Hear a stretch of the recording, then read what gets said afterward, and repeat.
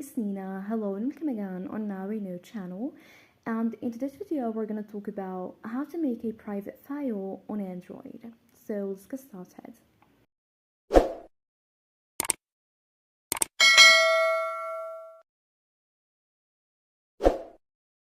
Well, here I've opened my file manager, and let's say, for example, I wanna make this file private, so press and hold on that file. And